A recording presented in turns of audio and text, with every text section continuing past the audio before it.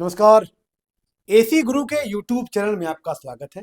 और एक बार फिर आज बहुत ही बेहतरीन, जानदार और शानदार वीडियो में लेकर आया हूं दोस्तों। और आज की वीडियो में कुछ अलग जानकारी आपको लेकर आया हूं, क्योंकि डेली वायरिंग पढ़ाते पढ़ाते, वायरिंग देते देते बच्चे भी बोर हो गए थे।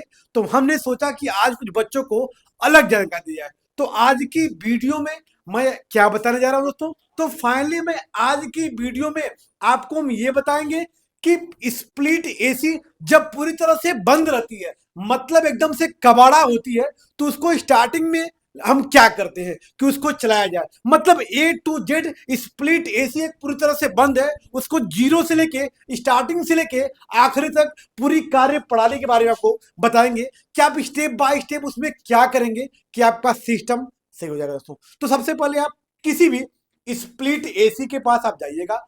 यदि आपकी स्प्लिट एसी का सिस्टम अगर पूरी तरह से डेड है, पूरी तरह से बंद है, तो सबसे पहले आप क्या करेंगे कि जिस सॉकेट में स्प्लिट एसी का प्लग लगा हुआ है, ये वेरी वेरी इंपॉर्टेंट पॉइंट है मेरे दोस्त। तो याद रखिएगा, एक प्रॉब्लम क्या आ रही है, समस्या क्या है। एक स्प्लिट एसी है जो पूरी तरह से बंद है, अब उसको सही कैसे करेंगे, मतलब जीरो से लेके, स्टार्टिंग से लेके आखिरी तक उसमें क्या क्या चेक करेंगे और हम क्या क्या बनाएंगे ताकि अपनी स्प्लिट एसी को पूरी तरह से सही किया जा सके। तो आइए उसके बारे में मैं बताऊंगा आपको। तो सबसे पहले हम क्या करेंगे, स्प्लिट एसी का इंडोर में जो उसका प्लग होता है, जिस सॉकेट में लगाया गया है, उस सॉकेट में क्या करेंगे, एक बल्ब होल्डर की सहायता से एसी के प्लग को निकाल लीजिएगा। निकालने के बाद 5 पिन सॉकेट में बल्ब होल्डर को डालकर चेक किया जाएगा कि 5 पिन सॉकेट में लाइट आ रही है कि नहीं। अर्थात मेरे कहने का साफ साफ मतलब यह है मेरे दोस्त कि सबसे पहले उस 5 पिन सॉकेट में लाइट चेक करिएगा कि बोर्ड में लाइट आ रही है कि नहीं। क्योंकि अगर मान लीजिए आप कि हमारे 5 पिन सॉकेट में लाइट नहीं आ रही है और स्प्लिट एसी नहीं है, तो क्या हमारी एसी कार्य करेगी? नहीं कार्य करेगी। इसलिए सबसे पहले क्या करेंगे आप, 5 पिन सॉकेट में एक बल्ब होल्डर की सहायता से ये कंफर्म करेंगे, ये साबित कर लेंगे कि हमारे 5 पिन सॉकेट में लाइट आ रही है या नहीं आ रही है। तो सबसे पहले आप ये चेक कर लीजिएगा। यदि लाइट आ रही है तब तो ठीक है, लाइट नहीं आ रही है तो बोर्ड की रिपेयरिंग करेंगे। अब मान लीजिए सॉकेट में लाइट आ रही है, उसके बाद क्या करेंगे, कौन सी प्रक्रिया अपनाएंगे।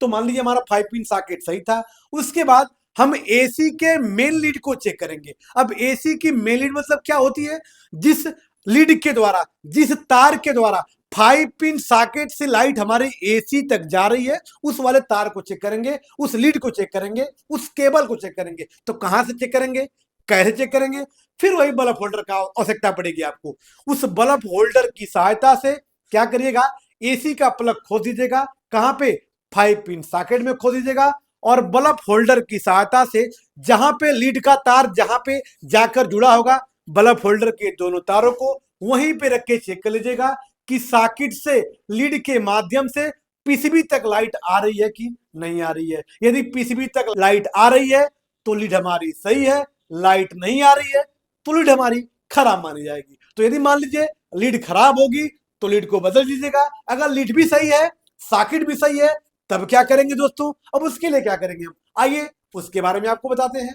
अब क्या करेंगे कि एक रनिंग कैपेसिटर लेंगे। क्या लेंगे दोस्तों, अब एक रनिंग कैपेसिटर लेंगे जिसका पावर 45 एमएफडी का होना चाहिए। और 45 एमएफडी का जो रनिंग कैपेसिटर होता है दोस्तों, यह एक ऐसा कैपेसिटर होता है जो दुनिया के किसी भी एसी के कंप्रेसर को, दुनिया के किसी भी एसी का मतलब सिर्फ रूम एसी, ना कि सेंट्रल प्लांट समझ लीजिएगा आप। तो दुनिया के किसी भी कंपनी का अगर विंडो एसी या स्प्लिट एसी का कंप्रेसर है, तो उसको 45 एमएफडी के रनिंग कैपेसिटर से हम चला सकते हैं। तो क्या करेंगे, सबसे पहले एक 45 एमएफडी का रनिंग कैपेसिटर सही वाला लेंगे, ताकि आपको कंफर्म रहे कि हमारा कैपेसिटर सही है। ऐसा ना कि खराब कैपेसिटर से आप चेक करेंगे फिर आप कंफ्यूजन हो जाएंगे कि हमारा कंप्रेसर सही है या कैपेसिटर सही है। तो एक नया, एक अच्छा, हर मैकेनिक अपने पास एक 45 एमएफडी का रनिंग कैपेसिटर लेके चलता है अपने पास, ताकि किसी भी कस्टमर का कंप्रेसर आसानी से उस कैपेसिटर के द्वारा चेक किया सके। तो फिर क्या करेंगे, एक कैपेसिटर के द्वारा उस कंप्रेसर को चलाएंगे। कैसे चलाएंगे, अब एसी की पूरी पीसीबी का तार निकाल दिया जाएगा। अपने कंप्रेसर को डायरेक्ट हम चलाएंगे। डायरेक्ट कैसे चलाएंगे? मेन लीड का दो तार आएगा। एक तार जो होगा वो कंप्रेसर के कॉमन वाले पॉइंट पे जाएगा। दूसरा तार जो आएगा फेस वाला जो तार होगा वो कहां देंगे? कैपेसिटर के चार वाली खूंटी पे दीजिएगा। अगर हर पिनों पे चार चार होगा तो सी वाले पॉइंट दीजिएगा, और सी वाले पॉइंट पे देके उसी पॉइंट से कंप्रेसर के रनिंग वाले पॉइंट पे लाइट दीजिएगा। और जो बगल में जो दो खूंटी होगी या कभी कभी वहां पे हर्म लिखा होता है, वहां उठा के कहां देंगे आप? कंप्रेसर के स्टार्टिंग में देंगे।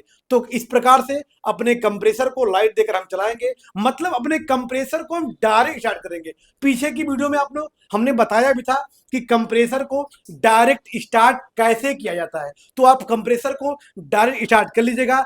यदि हमारा कंप्रेसर रनिंग कैपेसिटर से डायरेक्ट चलाने से चल रहा है, पीसीबी लगाने पर नहीं चल रहा है, इसका मतलब हमारा कंप्रेसर सही है।